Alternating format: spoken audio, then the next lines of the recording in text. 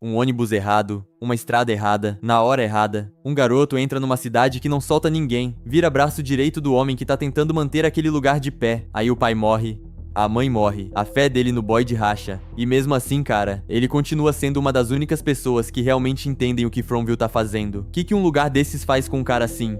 Quebra, usa, porque quanto mais eu olho pro Kenny, mais eu acho que aquela cidade não pune ele por errar, pune por ele enxergar demais. E rapaz, se isso for verdade, a quarta temporada pode estar preparando a virada mais pesada desse personagem. Bom, eu vou ser honesto com vocês, é muito fácil olhar pro Kenny e ver primeiro o coração moral da série, né? O filho bom, o deputy correto, o cara que sofre quieto. Só que quando tu começa a juntar as decisões dele, uma por uma, a leitura muda demais. O Kenny não é só o personagem mais decente dali. Em vários momentos, ele é o mais lúcido. E isso custou caro pra caraca. Antes do Boyd sair pra floresta, foi o Kenny que falou na cara dele uma coisa que a cidade tava conseguindo esconder de todo mundo. Os talismãs eram um band-aid. A galera tinha parado de lutar pra voltar pra casa porque sobreviver já tava parecendo suficiente. E o Boyd sai no dia seguinte. Isso não é detalhe, cara. Isso já era o Kenny vendo a doença antes de quase todo mundo dar nome pra ela. Quando a Sarah aparece escondida no porão da igreja, quem bate o pé e diz que ela tinha que ir pra caixa? Kenny. E olha o ponto aqui. Ele pode até ter errado sobre a Sarah no fim das contas, mas ele acertou sobre a regra. O Boyd construiu aquela comunidade em cima da ideia de que a regra vale pra todo mundo. Se começa a abrir exceção porque a pessoa sabe alguma coisa, porque a pessoa importa mais, porque agora ficou complicado, pronto, a autoridade começa a apodrecer. E o Kenny entende isso tão bem que devolve o distintivo e sai fora, em vez de fingir que tava tudo coerente. Mais tarde, é ele também quem percebe o Boyd se deteriorando antes de quase todo mundo. Fecha as portas, faz as perguntas, tenta conter a transformação. Agora bora organizar essa linha, porque aí o negócio pesa de verdade. Toda vez que o Kenny enxerga alguma coisa com clareza, Fromville arranca dele uma parte do chão. Primeiro o pai, depois a mãe. Depois a versão simples da relação com a Christie, depois aquela confiança reta que ele tinha no Boyd. Quando tu olha tudo isso junto, já não parece azar, né? Parece método. E faz sentido, porque aquela cidade não funciona só com um monstro batendo em janela, ela funciona mexendo na cabeça de quem tá preso ali. Ela dá esperança suficiente pra ninguém largar tudo e desespero suficiente pra ninguém quebrar o sistema. Amanhã talvez seja o dia, ontem talvez tenha sido só má sorte, esse é o truque. Só que o Kenny atrapalha esse truque, porque ele vê padrão onde o resto ainda tá vendo coincidência. E aqui vem a grande sacada dessa leitura. O Kenny não tá só sobrevivendo em Fromville, ele tá entendendo o tabuleiro. Tem aquele momento na floresta, com a peça de xadrez ensanguentada, em que ele fala pro Boyd que as criaturas sempre andam e nunca correm porque sabem que as pessoas estão ficando sem lugar pra ir. Cara, olha o tamanho dessa frase. Enquanto muita gente ainda tava tentando entender o choque de ter chegado ali, o Kenny já tava descrevendo a cidade como um sistema que vai fechando aos poucos.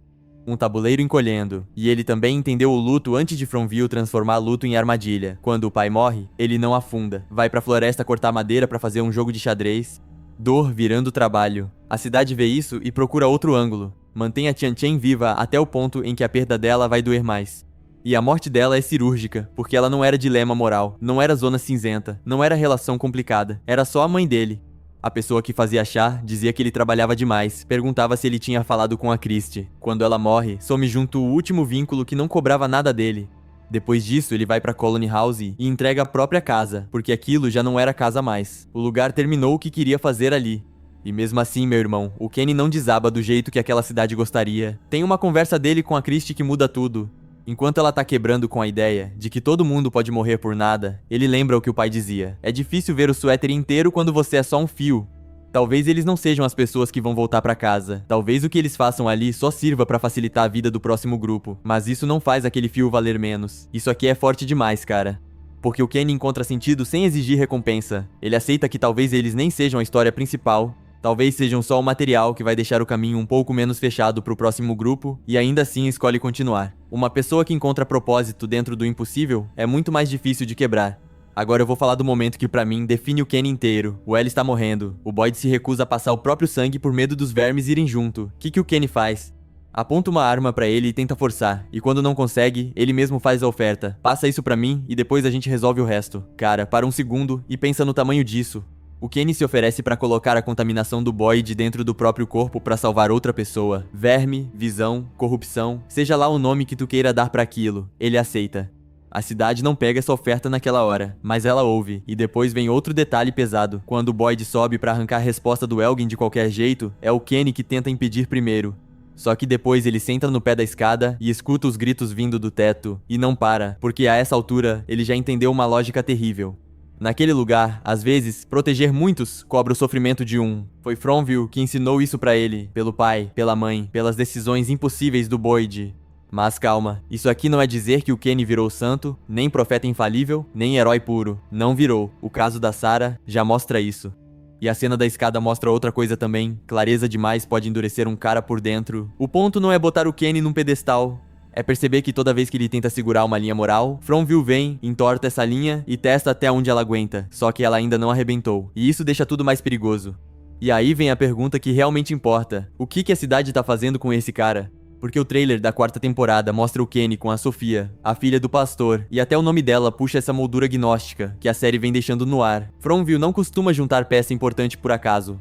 A essa altura, o Kenny já perdeu o pai, a mãe, a leitura simples do Boyd e aquela versão da vida que ainda apontava pra casa em vez de apontar pra função.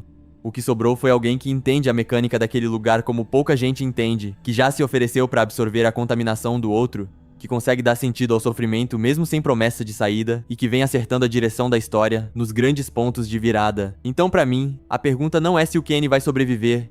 O lugar tem mantido ele vivo de propósito. A pergunta é pra quê? O Boyd chegou como o homem que segurava a comunidade e foi sendo convertido em outra coisa. Se o mesmo padrão cair em cima do Kenny, rapaz, a 4ª temporada pode ser o momento em que ele finalmente vira aquilo que Fromville vem montando desde a noite em que o pai dele entrou no ônibus errado. E essa mistura de lucidez com escuridão é ou a coisa mais perigosa daquela cidade, ou a mais útil pro sistema. E seja lá o nome disso, uma coisa eu te garanto, em Fromville, paciência nunca é acidente. O Kenny já se ofereceu pra receber a contaminação do Boyd e a cidade respondeu ainda não. Então eu quero saber de você, pra que Fromville tá guardando o Kenny? Qual é a versão final desse cara que esse lugar quer entregar lá na frente? Deixa isso nos comentários, porque essa pergunta é boa demais pra passar batido. E se inscreve, porque a nova temporada começa no dia 19 de abril, e esse é o tipo de personagem que pode virar o tabuleiro inteiro.